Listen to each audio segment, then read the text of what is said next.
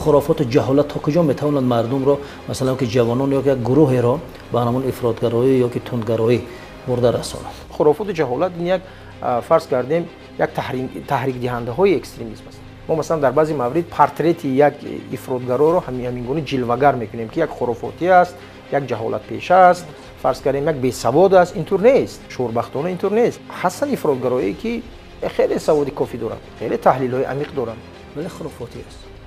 میتواند که خرافات زده باشد. خودی اون نمیتواند که خرافات زده باشد، چون که بعد درک کرده میتواند، اما برای هدف شوم خود را به دست آوردن به همه را قادر است و میتواند که دیگران رو سیرت کنه.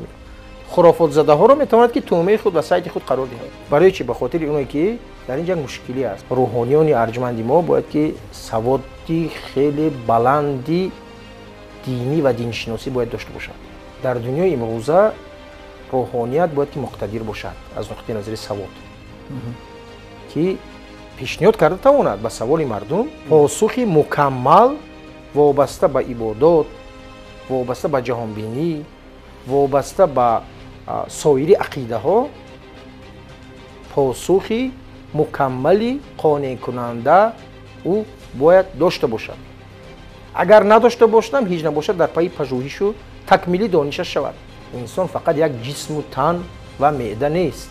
دنیای انسانی این دنیای روحانی نیز هست. بله. مدامی که اینطور است، روحانیت اگر با سوادانه به سوالهای شهروندان پاسخ دهند، اگر این یکی از وسیله های پیشگیری اکستریمیسم هست. برای چی؟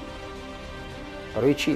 به خاطر اینه که دین انسان ها را به برادری، به برابری، به عدالت تشویق میکند. همین را به مردم تشویق کردن و با راههای معاصر فهموندن یکی از وظیفه‌های کلیدی روحانیت است. برای این سواد مکمل داشتن در کار است. البته هستند با سوادشون، اما قانع نشوند تنها با این. در دنیای امروز قانع شدن با اون سواد، با اون معلوماتی که امروز داری، این یک چیز نابخشیدنی است.